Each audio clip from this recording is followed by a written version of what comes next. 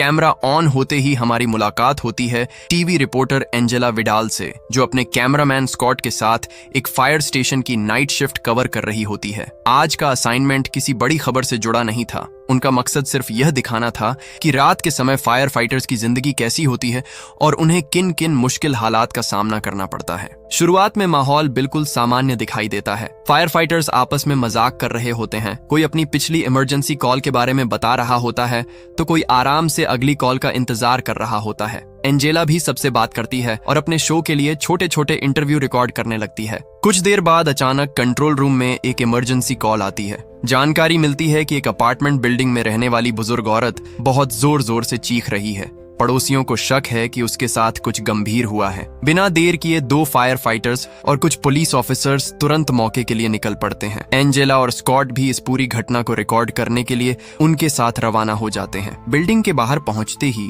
माहौल थोड़ा अलग महसूस होने लगता है। बाहर कुछ लोग घबराए हुए खड़े होते हैं, जबकि अंदर लॉबी में बिल्डिंग के कई निवासी इकट्ठा होकर उसी बुजुर्ग औरत के बारे में बातें कर रहे होते हैं। सभी के चेहरे पर डर साफ दिखाई दे रहा होता है, लेकिन किसी को भी असली वजह का अंदाजा नहीं होता। पुलिस पहले ही वहां पहुंच चुकी होती है। सभी लोग मिलकर धीरे धीरे उस अपार्टमेंट की तरफ बढ़ते हैं जहां से चीखने की आवाज आई थी। स्कॉट लगातार अपना कैमरा चालू रखता है ताकि सब कुछ रिकॉर्ड हो सके। दरवाजा खुलते ही सामने एक बुजुर्ग औरत दिखाई देती है। उसके कपड़ों पर खून के निशान होते हैं और वह कमरे के बीचों बीच बिल्कुल चुपचाप खड़ी रहती है। उसकी सांसें तेज चल रही होती हैं और उसका चेहरा किसी सामान्य इंसान जैसा बिल्कुल नहीं लग रहा होता। एक पुलिस ऑफिसर सावधानी से उसके पास जाकर उसे शांत करने की कोशिश करता है, लेकिन अगले ही पल वह औरत अचानक बेहद हिंसक हो जाती है और बिना किसी चेतावनी के सीधे उस अधिकारी के गले पर हमला कर देती है। पूरा कमरा चीख पुकार से गूंज उठता है। किसी को समझ ही नहीं आता कि आखिर कुछ सेकंड पहले तक शांत दिख रही यह औरत अचानक इतनी खतरनाक कैसे बन गई। किसी तरह सभी लोग मिलकर उस बुजुर्ग औरत को पीछे धकेलते हैं और घायल पुलिस ऑफिसर को उसके चंगुल से छुड़ा लेते हैं। बिना एक पल गंवाए उसे सहारा देकर जल्दी जल्दी नीचे लॉबी की तरफ ले जाया जाता है ताकि उसकी हालत देखी जा सके। उसके गले से लगातार खून बह रहा होता है और वहां मौजूद हर इंसान के चेहरे पर डर साफ दिखाई देने लगता है। अभी कुछ मिनट पहले तक जो इमरजेंसी कॉल बिल्कुल सामान्य लग रही थी, वह अब एक खौफनाक हादसे में बदल चुकी थी। इसी बीच ऊपर मौजूद फायर फाइटर्स उस बुजुर्ग औरत को काबू में करने की कोशिश कर रहे होते हैं, लेकिन उसका व्यवहार किसी सामान्य इंसान जैसा बिल्कुल नहीं होता। वह किसी दर्द या डर का एहसास किए बिना लगातार हमला करने की कोशिश करती रहती है। स्कॉट का कैमरा इस पूरी घटना को लगातार रिकॉर्ड कर रहा होता है, जबकि एंजेला खुद भी समझ नहीं पा रही होती कि आखिर यह सब हो क्या रहा है। नीचे लॉबी में मौजूद निवासी घबराकर बार बार पूछने लगते हैं कि ऊपर आखिर हुआ क्या है। किसी के पास इसका जवाब नहीं होता। तभी बाहर से अचानक तेज सायरनों की आवाज सुनाई देती है। सभी लोग राहत की सांस लेते हैं और सोचते हैं कि शायद अब अतिरिक्त मदद पहुंच गई है। लेकिन जब एक निवासी बाहर निकलने के लिए मुख्य दरवाजे की तरफ बढ़ता है तो उसे देखकर सभी हैरान रह जाते हैं। पूरी अपार्टमेंट बिल्डिंग को पुलिस और हेल्थ अथॉरिटीज ने चारों तरफ से घेर लिया होता है। बाहर से आने वाले अधिकारी किसी को भी बिल्डिंग से बाहर निकलने की अनुमति नहीं देते। कुछ ही पलों में बिल्डिंग के सभी एंट्री और एग्जिट पूरी तरह सील कर दिए जाते हैं। अंदर फंसे लोग जोर जोर से चिल्लाकर बाहर मौजूद अधिकारियों से वजह पूछने लगते हैं, लेकिन उनकी तरफ से कोई स्पष्ट जवाब नहीं दिया जाता। अब वहां मौजूद हर इंसान के मन में एक ही सवाल चल रहा होता है, अगर यह सिर्फ एक घायल बुजुर्ग औरत का मामला था तो पूरी बिल्डिंग को अचानक क्वारंटीन करने की जरूरत क्यों पड़ गई? और सबसे बड़ी बात, बाहर खड़े लोगों को ऐसा क्या पता था जो अभी तक इस बिल्डिंग के अंदर फंसे किसी भी इंसान को नहीं पता था? इसी बीच ऊपर मौजूद फायर फाइटर फ्लेचर अचानक सीढ़ियों की रेलिंग के पास लड़खड़ाता है और देखते ही देखते कई मंजिल ऊपर से सीधे नीचे लॉबी में आ गिरता है। उसका पूरा शरीर बुरी तरह घायल हो जाता है, लेकिन हैरानी की बात यह होती है कि इतनी भयानक गिरावट के बावजूद उसकी सांसें अब भी चल रही होती हैं। सभी लोग घबराकर उसकी तरफ दौड़ते हैं और उसे बचाने की कोशिश करने लगते हैं। उधर पुलिस ऑफिसर डैनी और जेक दोबारा ऊपर जाते हैं ताकि उस बुजुर्ग औरत को रोका जा सके जिसने यह सब शुरू किया था, लेकिन अब उसकी हालत पहले से भी ज्यादा खतरनाक हो चुकी होती है। जैसे ही वह दोनों को देखती है, फिर से उन पर झपट पड़ती है। मजबूर होकर डैनी अपनी सर्विस पिस्टल से उस पर गोली चला देता है और आखिरकार उसका हमला रुक जाता है। नीचे लॉबी में लौटने पर हालात और भी तनावपूर्ण हो चुके होते हैं। बाहर से सभी दरवाजे और खिड़कियां पूरी तरह बंद कर दी गई होती हैं। मोबाइल नेटवर्क और दूसरी कम्युनिकेशन लाइंस भी काम नहीं कर रही होती हैं। अब बिल्डिंग के लगभग सभी बचे हुए निवासी एक ही जगह इकट्ठा कर दिए जाते हैं ताकि कोई अकेला इधर उधर न भटके।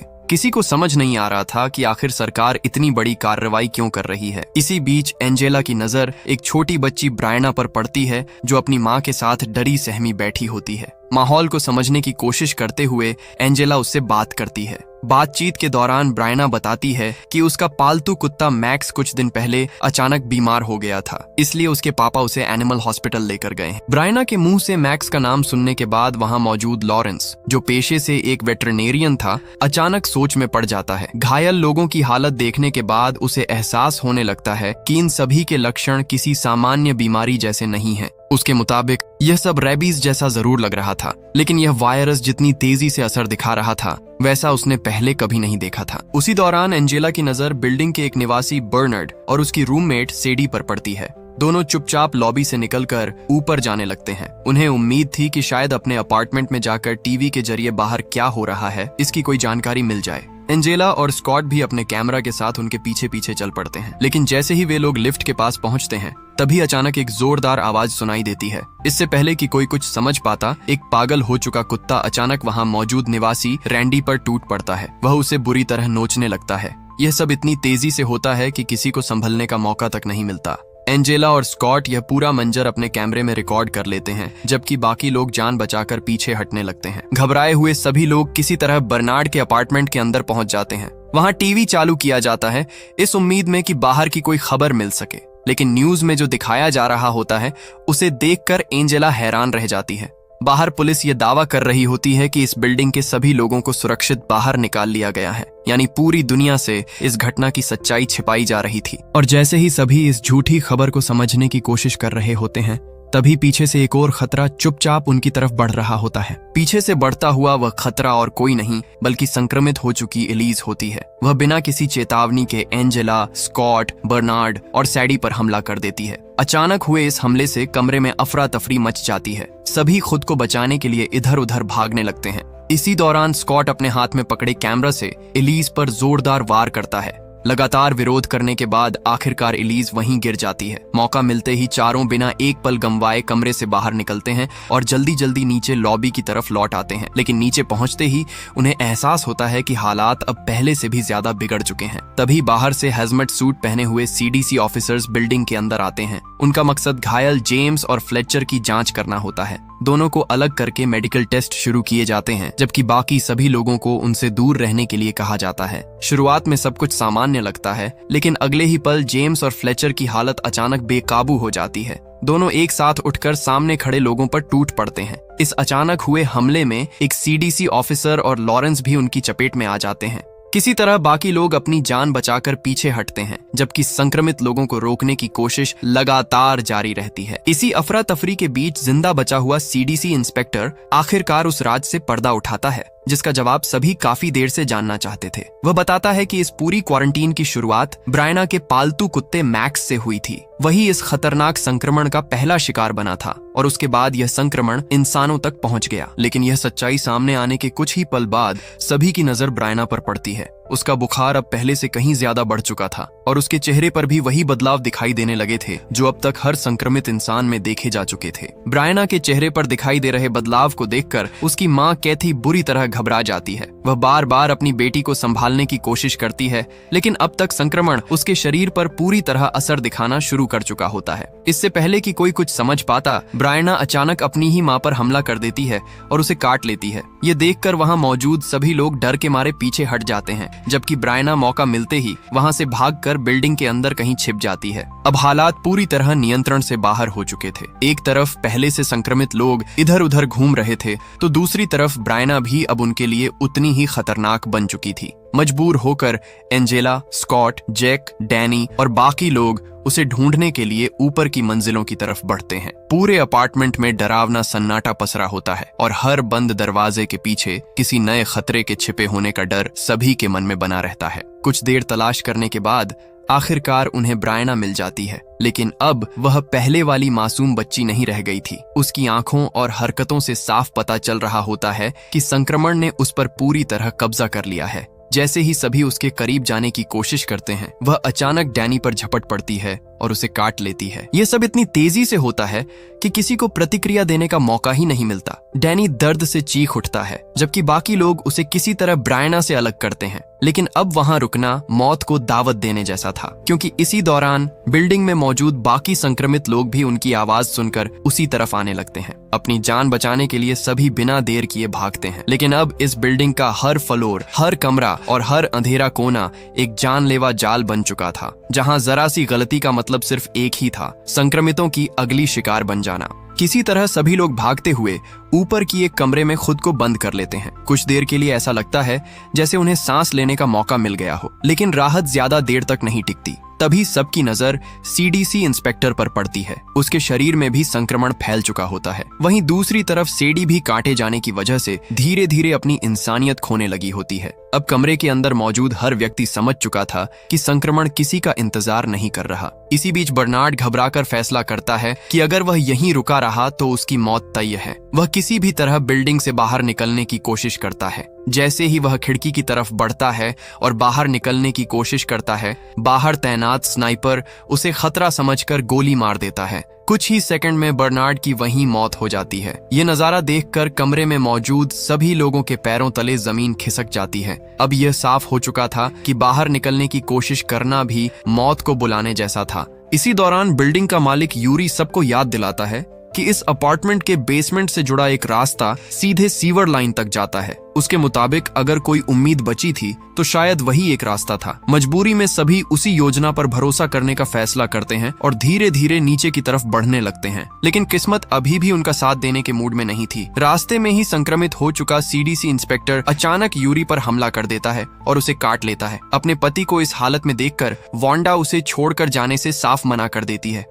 तभी पीछे से संक्रमित सेडी भी उस पर हमला कर देती है। कुछ ही पलों में वांडा भी संक्रमण का शिकार बन जाती है। अब जिंदा बचे लोगों के पास रुकने का कोई कारण नहीं था। जेक, एंजेला और स्कॉट भारी मन से वहां से आगे बढ़ जाते हैं, क्योंकि उन्हें पता था कि अगर वे एक पल भी और रुके तो शायद अगला नंबर उनका ही होगा। मरने से पहले यूरी उन्हें उस अपार्टमेंट का रूम नंबर भी बता देता है जहां बेसमेंट की चाबी रखी हुई होती है। तीनों सावधानी से आगे बढ़ते हुए बेसमेंट तक पहुंचने की कोशिश करते हैं, क्योंकि वहीं से बाहर निकलने की एक आखिरी उम्मीद दिखाई दे रही थी। लेकिन बेसमेंट का दरवाजा बंद होता है और उसे खोलने के लिए चाबी की जरूरत पड़ती है। मजबूर होकर वे लोग उसी रूम नंबर वाले अपार्टमेंट की तरफ बढ़ते हैं और हर कदम पर उन्हें इस बात का डर बना रहता है कि न जाने अगला संक्रमित किस अंधेरे कोने से उनके सामने आ जाए। काफी मुश्किलों का सामना करने के बाद आखिरकार उन्हें बेसमेंट की चाबी मिल जाती है। लेकिन जैसे ही वे नीचे जाने लगते हैं, तभी संक्रमित हो चुका यूरी अचानक अंधेरे से निकलकर उन पर हमला कर देता है। जेक तुरंत उसे रोकने की कोशिश करता है ताकि एंजेला और स्कॉट बचकर निकल सकें।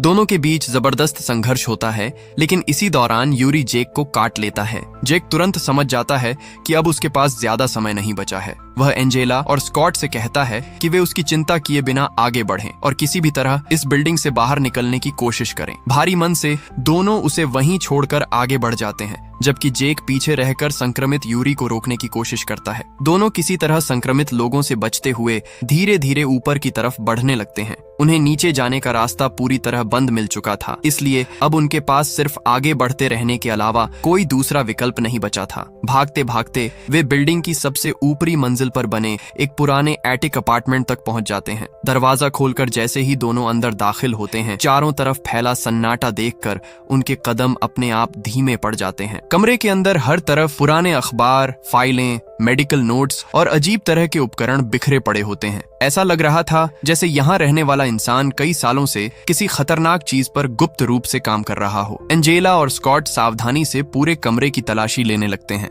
तभी उन्हें कुछ अखबारों की कतरने और दस्तावेज मिलते हैं, जिनसे इस पूरी घटना की असली सच्चाई धीरे धीरे सामने आने लगती है। दस्तावेजों से पता चलता है कि इस कमरे में पहले रहने वाला व्यक्ति एक डूम्सडे कल्ट का सदस्य था। कुछ समय पहले उसने एक सैन्य जैविक अनुसंधान केंद्र से आर्मागेडन वायरस नाम का एक बेहद खतरनाक जैविक वायरस चुरा लिया था। यह वायरस दरअसल रेबीज का ही एक बदला हुआ रूप था, जिसे और भी ज्यादा संक्रामक और जानलेवा बना दिया गया था। यानी इस बिल्डिंग में फैली तबाही किसी प्राकृतिक बीमारी की वजह से नहीं, बल्कि इंसानों द्वारा बनाए गए एक खतरनाक जैविक हथियार की वजह से शुरू हुई थी। ये सच्चाई जानकर एंजेला और स्कॉट के पैरों तले जमीन खिसक जाती है, लेकिन उन्हें सोचने का ज्यादा समय नहीं मिलता। तभी अचानक ऊपर लगी एक ट्रैप डोर अपने आप खुलने लगती है। दोनों घबराकर उसी तरफ देखने लगते हैं। अगले ही पल अंधेरे में छिपा कोई संक्रमित बच्चा स्कॉट के कैमरा पर झपट्टा मारता है। टक्कर लगते ही कैमरे की लाइट बंद हो जाती है और पूरा कमरा घने अंधेरे में डूब जाता है। अब उनके पास सिर्फ कैमरे का नाइट विजन मोड ही बचा था। स्कॉट तुरंत उसे चालू कर देता है। हरे रंग की धुंधली रोशनी में दोनों धीरे धीरे आगे बढ़ने लगते हैं। तभी कमरे के किसी अंधेरे कोने से किसी के घिसटते हुए चलने और किसी चीज को टटोलने की आवाज आने लगती है और यह आवाज साफ बता रही थी कि वे दोनों उस कमरे में अकेले नहीं थे। कमरे के अंधेरे में गूंज रही वह आवाज हर सेकंड और भी करीब आती जा रही होती है। नाइट विजन की हल्की हरी रोशनी में एंजेला और स्कॉट धीरे धीरे आगे बढ़ते हैं ताकि बिना आवाज किए वहां से निकल सकें। तभी उन्हें एक बेहद दुबला पतला और डरावना संक्रमित इंसान दिखाई देता है। उसका शरीर हड्डियों का ढांचा बन चुका होता है और वह अंधेरे में इधर उधर हाथ मारते हुए किसी चीज को टटोल रहा होता है। पहली नजर में ऐसा लगता है कि शायद उसे उनकी मौजूदगी का एहसास नहीं हुआ है। दोनों बेहद सावधानी से उसके पास से निकलने की कोशिश करते हैं। उनकी सांसें तक थम जाती हैं क्योंकि जरा सी आवाज भी उनकी मौत की वजह बन सकती थी। लेकिन जैसे ही वे दरवाजे के करीब पहुंचते हैं,